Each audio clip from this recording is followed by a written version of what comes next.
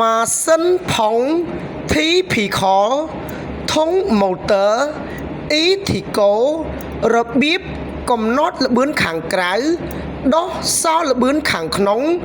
ដោះ error E5 កំណត់ motor វិលបញ្ច្រាសចុចលេខបូកដំឡើងល្បឿនមិនឡើងចុចលេខដកដកល្បឿនគឺបានចុចលេខបូកដំឡើងល្បឿនអស់ត្រឹម 2500 ធុង motor ប្រភេទនឹងជាប់សោល្បឿនខាងក្នុងរបៀបដោះសោល្បឿនខាងក្នុង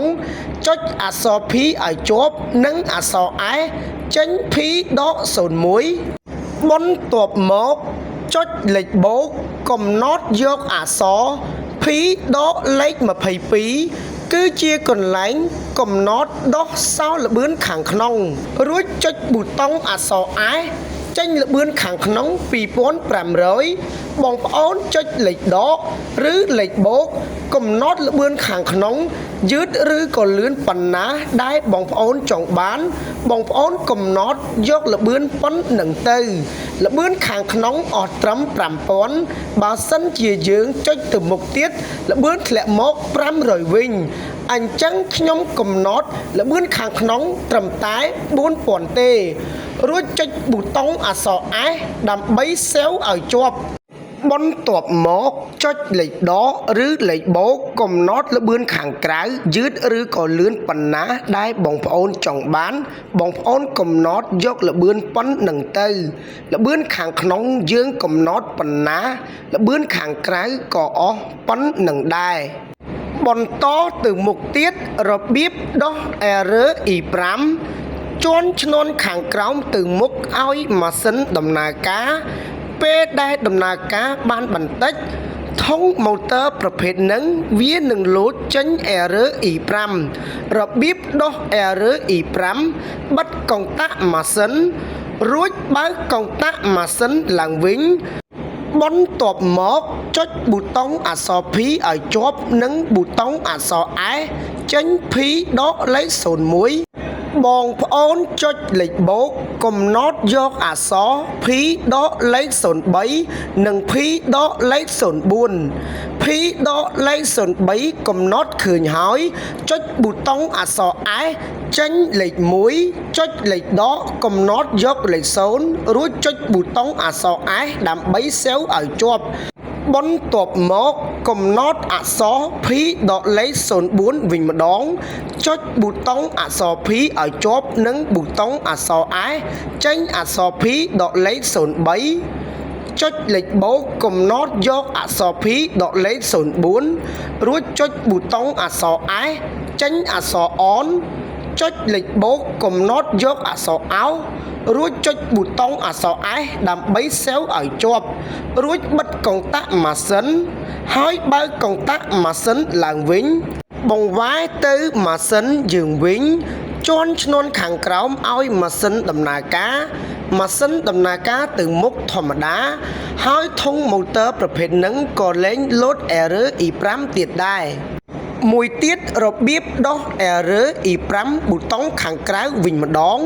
បើសិនជាយើងចុចប៊ូតុងអក្សរ P ឲ្យជាប់ឲ្យមានសញ្ញាភ្លើងពណ៌ក្រហមចុចតូចបែបហ្នឹងពេលដែលយើងជាន់ឈ្នាន់ទៅមុខឲ្យម៉ាស៊ីនដំណើរការវានឹងលោតចេញ error E5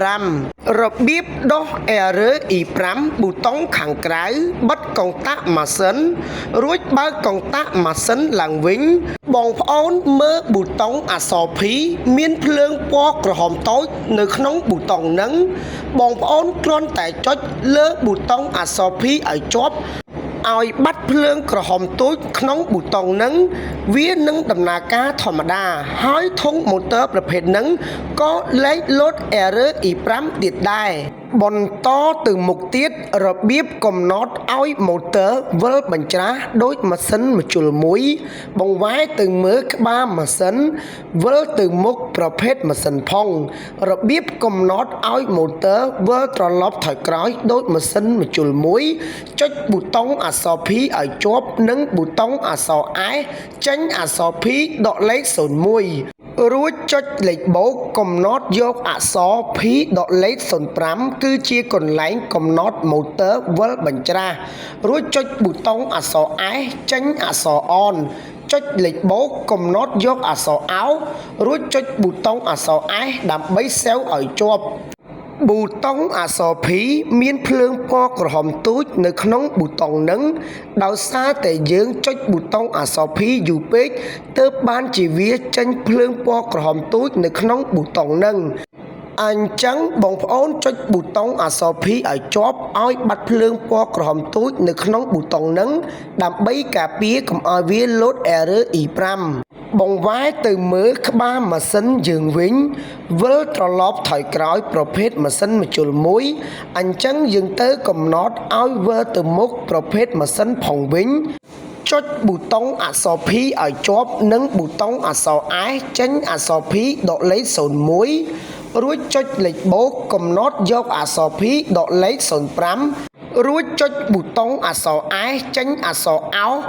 ចុចលេខបូកកំណត់យកអក្សរ ON រួចចុចប៊ូតុងអក្សរ S ដើម្បីសេវឲ្យជាប់ចុចប៊ូតុងអក្សរ P ឲ្យជាប់ឲ្យបាត់ភ្លើងពណ៌ក្រហមទូចនៅក្នុងប៊ូតុងនឹងដើម្បីការពារកុំឲ្យវា load error E5 បង្វែរទៅមើលក្បាលម៉ាស៊ីនវិលទៅមុខប្រភេទម៉ាស៊ីនផងវិញហើយ